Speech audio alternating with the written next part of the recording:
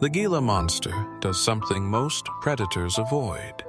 It bites, locks down, and just stays there. This slow, heavy lizard clamps onto flesh with a jaw grip that can last for minutes. No shaking kill, no quick release, just pressure and venom dripping in. Out in the baking deserts of the Southwest, that stubborn bite is not a mistake. It is the entire strategy. For decades, locals swore the Gila monster could kill a human just by looking at them, or by breathing on a horse. None of that is true. What it really does is much simpler and much worse. It pins you between its teeth and lets chemistry do the damage. Most people focus on the venom. The trap is the jaw. Venomous reptiles usually follow one pattern: inject, release, retreat. Snakes strike and pull back. The Gila monster ignores that rule. Its head stays buried in the target, while the body twists and braces against rocks or soil. On dry desert gravel, that low body becomes an anchor, turning a bite into a vice. That is the core question of this animal. Why would a heavy, sluggish lizard evolve venom and then refuse to let go? The answer sits at the intersection of bone, muscle, and a slow-drip venom system. To understand it, you have to start inside the jaw itself. A full-grown Gila monster is around half a meter long, banded in black and orange, moving over sand at a walking pace. The tail is thick with fat, the head wide, the skin rough like dried corn kernels. Under that patterned armor is a skull built to crush, not slice. Every step in that heat looks lazy, but it isn't wasting much. Field herpers describe the same scene again and again. A brief lapse, a hand too close, then jaws snap shut. The lizard locks in and simply refuses to release the finger, even when lifted off the ground. The body swings, the legs tangle in the air, but the jawline does not open. Not fast, not willingly. Humans rarely die from a Gila monster bite.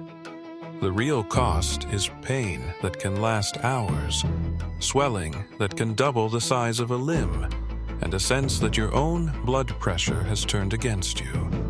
For a small mammal in that same desert, those minutes are usually fatal. It is a slow kill in a place where energy is precious.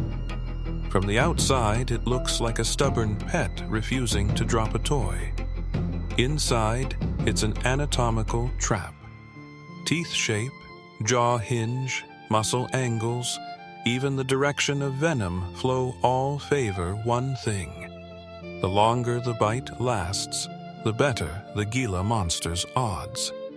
Time itself becomes part of the weapon. The skull of Heloderma suspectum is short and broad, like someone pressed it down from above. The lower jaw carries rows of curved teeth that point slightly backward. Each tooth is small, but the curve makes pulling away dangerous. Every movement the prey makes to escape drives the teeth in deeper along the gum line. Unlike most venomous snakes, the Gila monster's teeth are not hollow fangs. They are grooved, like tiny channels carved along the sides. Venom seeps along these tracks from glands in the lower jaw. It is less a hypodermic shot and more a bleed-in system. The price is speed. The gain is control over dose through time. Jaw muscles in the Gila monster are arranged for crushing force rather than rapid snapping. The adductor muscles that close the mouth are thick, wrapping around the skull and connecting to the lower jaw like bundled cables. That layout favors sustained pressure. Once the jaw closes, it resists opening with stubborn strength. The neck is short and muscular, supported by sturdy vertebrae. When the lizard bites, those neck muscles contract and lock the head in place against the struggling target. On rocky slopes and packed soil, it can dig in its claws and brace. The body becomes a counterweight that keeps the bite anchored exactly where it landed. Across the back and tail, the Gila monster's skin is packed with osteoderms, tiny bone plates embedded in the dermis. They give the skin a bead-like texture and help absorb blows from predators or panicked prey. When a mammal tries to kick or twist free, it often strikes that armored surface instead of damaging soft organs. The tail does more than just store fat. In a well-fed animal, it looks swollen and thick, sometimes almost as wide as the body. That stored energy allows long gaps between meals in the desert. It also means the lizard can commit to risky, drawn-out fights over a single prey animal. It can afford to play the long game. Venom glands in the lower jaw sit behind and above the teeth, wrapped in muscle. When the Gila monster bites and chews, those muscles squeeze, pushing venom along ducts that connect to the base of the grooved teeth. More chewing, more venom. The bite is not one event. It's a pumping sequence. Chemically, the venom is a cocktail of proteins that hit nerves, blood vessels, and metabolism. Some components drop blood pressure, others trigger intense pain, and a few alter how the body handles sugar. That last detail quietly links this desert lizard to modern medicine in a way almost no one expects. Snake venoms often aim for rapid shutdown, clotting, paralysis, tissue breakdown. The Gila monster's venom acts slower, with strong effects on pain and cardiovascular function. It does not need instant collapse. It just needs that rodent or bird to weaken and stop fighting while the jaws maintain contact on a scrubby desert slope. Vision in Gila monsters is adequate, but not exceptional. Where they excel is chemosensation. Using a forked tongue and Jacobson's organ in the roof of the mouth, they sample scent particles from the air and ground.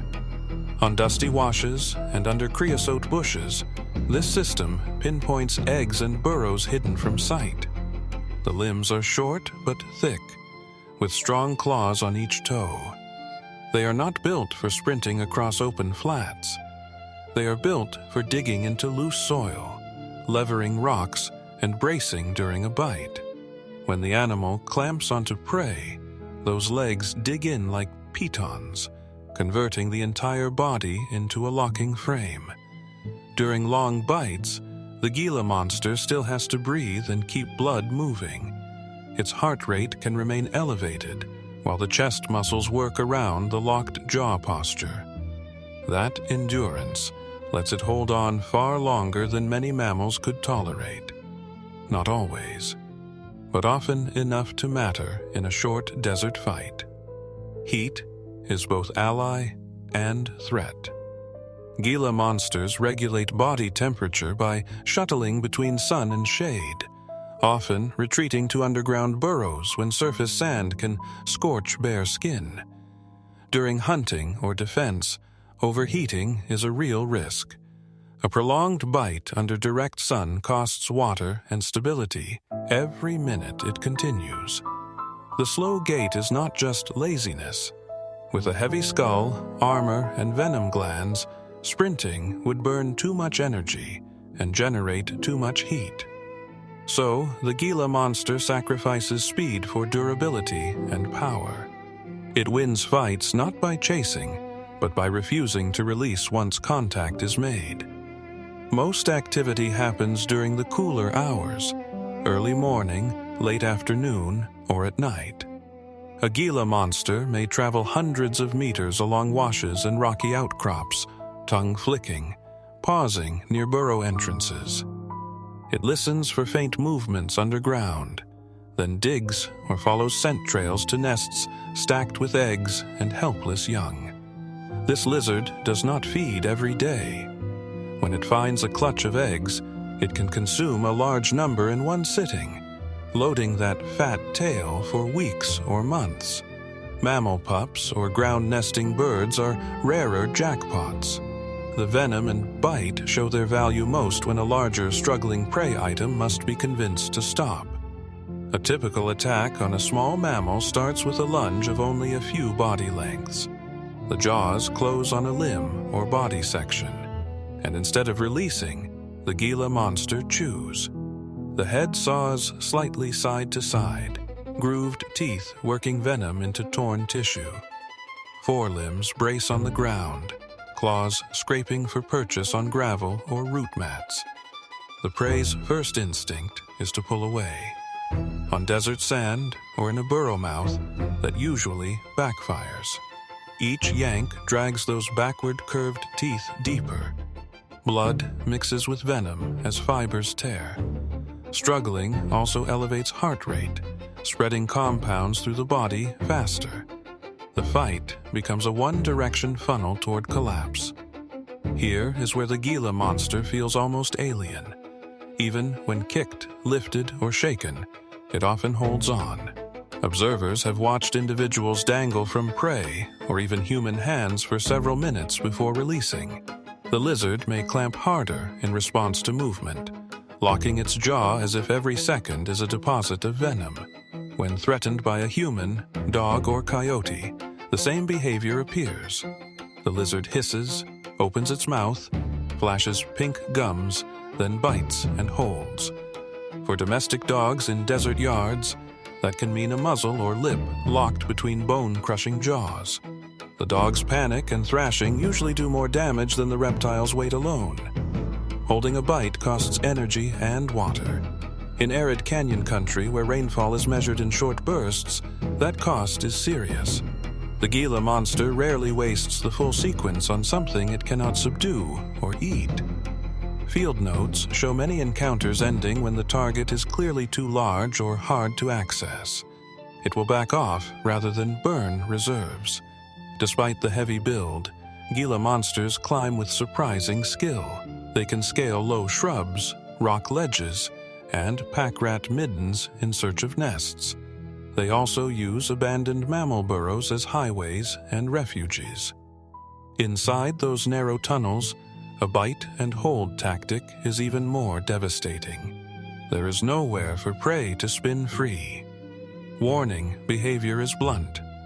The Gila monster inflates its body slightly, hisses loudly, and opens its mouth to show pale tissue and teeth. It may sway the front of its body in a short arc. Out on a quiet desert evening, that hiss is audible from several meters away. It is a final offer to leave before the jaws close. One persistent myth says Gila monsters hunt humans or chase people down.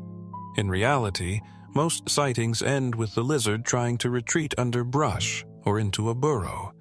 Its aggression is highly conditional. The danger comes when someone picks it up, corners it, or steps too close. The monster reputation is mostly earned by human carelessness. Radio-tracked individuals often use the same network of burrows year after year. Some shelters are shared in time with rodents, snakes, or other lizards. In these underground spaces, temperature and humidity are more stable than on the surface. The Gila monster spends much of its life down there, hidden, storing energy between raids. Heat tolerance has a ceiling. Prolonged exposure to high surface temperatures can kill a Gila monster just as surely as its venom can kill prey. That fragile balance means its active period each day can be surprisingly short. Activity windows shrink or expand with cloud cover, season, and how recently it has fed. Not every bite ends in a meal.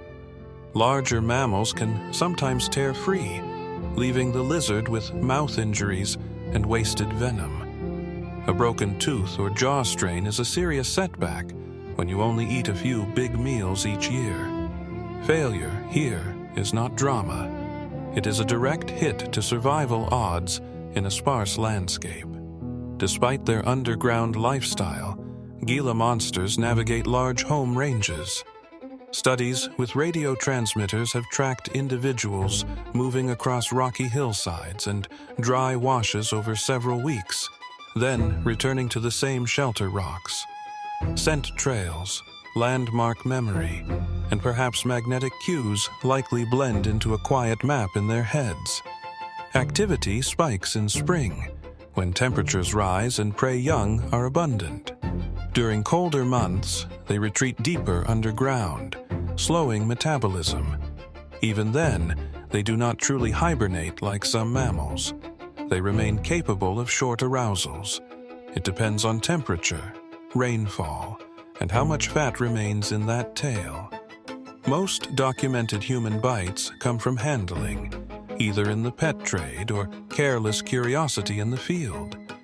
Victims report intense, burning pain, nausea, and weakness. Medical staff usually treat symptoms and monitor vital signs. There is no widely used specific antivenom. Time and support carry the patient through the worst hours. That metabolic effect hidden in the venom changed human medicine. A synthetic version of one peptide, inspired by Gila monster venom, became a drug to help people with type 2 diabetes control blood sugar. A lizard that once existed only in desert legend now shapes treatments in modern hospitals. The bite's chemistry reaches far beyond the sand. Not every Gila monster reacts the same way in a confrontation. Some individuals bite quickly, others bluff and retreat more often. Age, size, recent meals, and temperature all shift the threshold. That's the average pattern. Extremes happen, which is why experienced handlers still treat every encounter as potentially serious. Despite the armor and venom, Gila monsters do have predators. Larger raptors, coyotes, and even humans hunting them for fear or curiosity take a toll. Juveniles are especially vulnerable before their bodies fully armor and their venom glands mature. A young lizard on an open, sandy flat is closer to prey than monster. Myths about deadly breaths and vengeful attacks have led to needless killing. Some landowners used to shoot or bludgeon any Gila monster they found near ranch buildings or water tanks. In parts of its range, this persecution combined with habitat loss to shrink local populations. Fear became its own ecological pressure.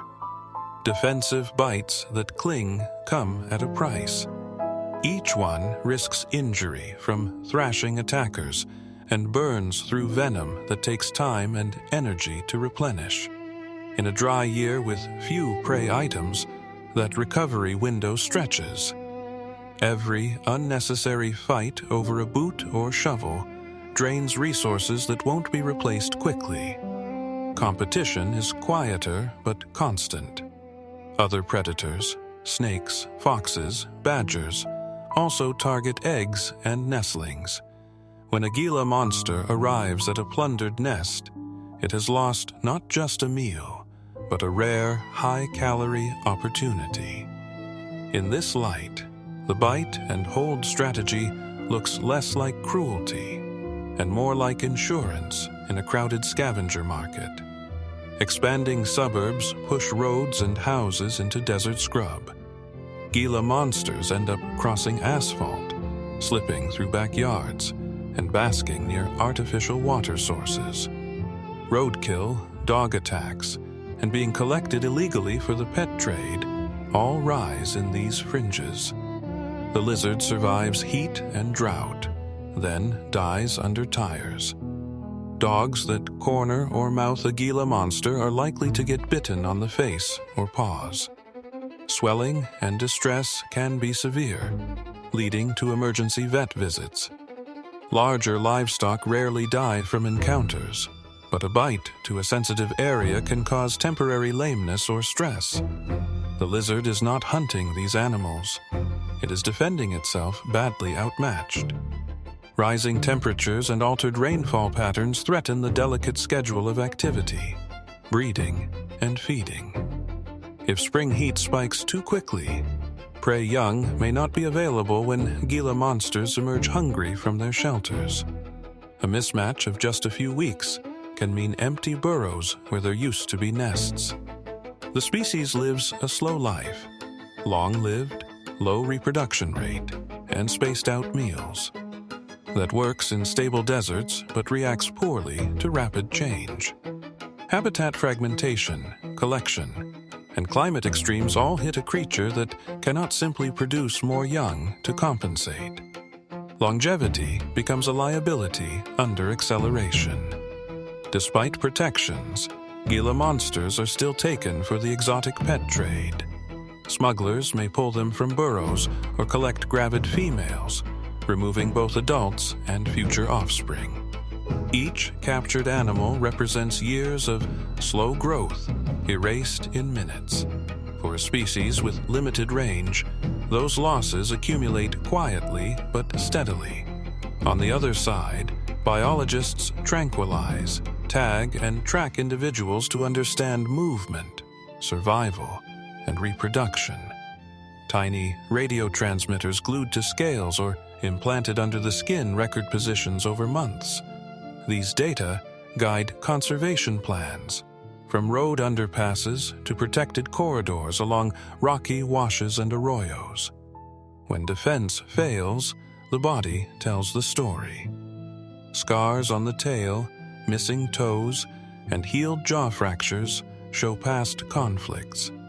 A Gila monster that survives a coyote's attack or a car strike may limp for life. Yet many do survive such injuries, continuing to hunt slowly along dry ridges with visible damage as permanent records. Pull back, and the bite looks different.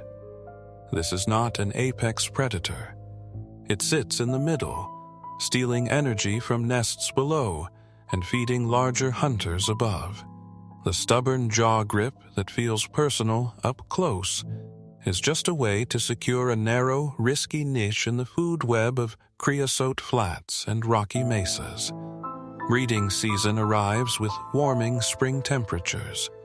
Males roam more, sometimes traveling over a kilometer in a few weeks, searching for receptive females. Tongue flicks, scent trails, and chance crossings guide them through boulder fields and along dry stream beds in a slow, deliberate search. When two males meet near a female, they often wrestle.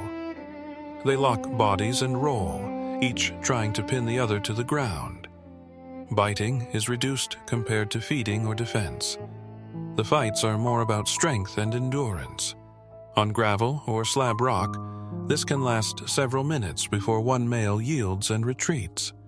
Courtship is quiet and close. A male follows the female, touching and tongue-flicking along her body. If she is receptive, copulation can last for over an hour, with both animals relatively still among rocks or shrub roots. That long pairing is another form of risky exposure to predators and heat. Females lay a small clutch of eggs, often fewer than a dozen, in a shallow burrow or under firm soil. They invest heavily in each egg, packing in yolk that will sustain the developing embryo for months. Once buried, the eggs are left alone. There is no guarding. The same lizard that will not let go of prey walks away from its own offspring. Incubation is long. Depending on temperature and local conditions, eggs can take many months to hatch. Through summer heat, monsoon storms, and shifting soil, the embryos develop unseen. Some nests flood, others are dug up by predators. Survival rates fluctuate widely from year to year with weather and chance. Hatchlings emerge at a fraction of the adult size but already carry functional venom glands and teeth. Their banded pattern is sharp, their tails thin, still mostly empty of stored fat. These tiny lizards must find food and shelter quickly, often moving at night along the same washes that carry flash floods during storms. Young Gila monsters face high mortality. Snakes, birds of prey, and small carnivorous mammals patrol the same habitats. A brief pause in the open to bask can expose them to talons from above. Many never survive their first year, which makes every successful adult a rare product of repeated narrow escapes. Those that do survive can live for decades. Slow growth, spaced-out breeding, and long lives define the species' strategy. The venom system and clamp bite make more sense here. When you only get a few chances each year to feed and reproduce, you cannot afford to lose prey because your jaws opened too soon. Ecologically, the Gila monster is a specialist in stealing future life. By consuming eggs and nestlings of birds, reptiles, and mammals, it prunes the next generation before it hatches or fledges. On desert slopes with scattered nesting sites, this pressure subtly shapes which species and lineages persist. By taking rodent pups from burrows, Gila monsters also influence small mammal populations. Fewer survivors mean fewer seed-eaters and burrowers in some seasons. In turn, that affects plant communities and soil structure along washes and desert grasslands. The impact is not dramatic in a single year, but it compounds over time. Dead or weakened Gila monsters become food for scavengers. Ravens, coyotes, and insects strip carcasses left on roadside shoulders or near dry water holes. Their armored skin slows the process, but it does not stop it. Nutrients stored in the fat tail and organs return to the desert food web piece by piece. Because they depend on intact burrow systems, stable prey, and specific temperature cycles, Gila monsters function as indicators of desert health. When populations drop or vanish from an area, it signals deeper problems: fragmented habitat, altered water flow, or collapsing prey bases. Their absence is a warning light across the scrub. Culturally, they sit in a strange position between feared omen and protected icon. Modern laws in places like Arizona and Nevada now shield them from collection and harassment. Yet stories of deadly monsters still circulate around campfires and online forums. The legend survives alongside the data, shaping how people treat the real animal. Future deserts will not look like the ones that shaped the Gila monster. More roads, more fences, more heat, and more fragmented washes will test its slow, conservative strategy. Some populations may adapt by shifting activity windows or microhabitats. Others may simply disappear from places where they once bit and held in the dark. Step back to the original image. Jaws clamped, body braced, venom seeping through grooved teeth. That stubborn refusal to release is not overkill. It is the central solution to a problem shaped by heat, scarcity, and risk. In a world where running is expensive, the Gila monster turned staying attached into survival. Under the beaded armor and slow walk is a tight equation of energy and danger. Venom that once served only in dusty burrows now informs human medicine. A bite that cripples small mammals also teaches us about metabolism. The same trait that terrifies hikers carries insights scientists extract molecule by molecule. The Gila monster is not fast, graceful, or endlessly violent. It is deliberate. It takes few chances, but when it commits completely. Jaw pressure, venom flow, and time line up on one side of the equation. On the other side sits a single struggling life in a harsh desert, usually losing ground with every heartbeat. So when you think of an armored lizard with a bite like a living vice, remember how much of that story is slow, hidden, and precise. If you want more creatures that blur the line between horror and biology, say which animal should come next in the comments and subscribe so you don't miss the next descent into the dark.